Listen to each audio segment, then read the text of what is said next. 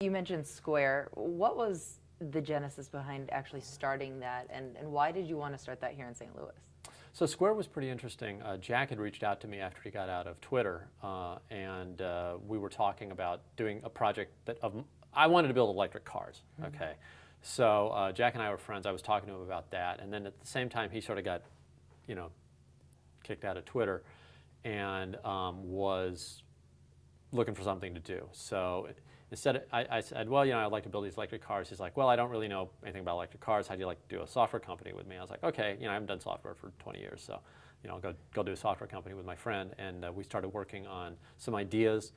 None of them were really great, I don't think. Actually, they might have been.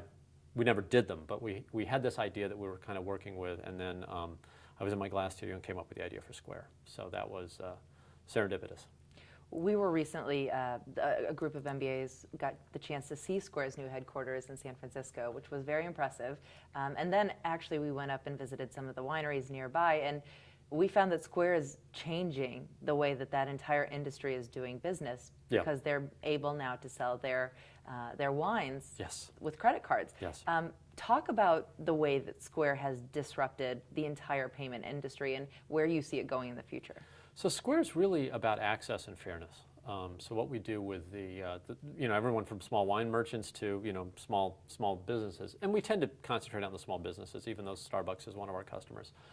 Most of our Square customers are people who have a business and just need access to the rails. So you would think of us mostly as an enabler, but we're not part of their business in the sense that we don't tell them what to do. We don't give them consulting or anything. We try to make a problem go away.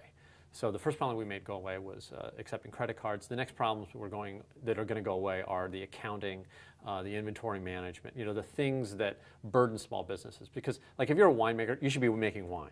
You shouldn't be worried about whether or not you're paying 4% interchange to take this particular card, or whether or not the banks are going to be in trouble because you're factoring your inventory or something. So a lot of the things that entrepreneurs do when they start a business are not core to that business. So Square's trying to remove as much of that weight from them as possible.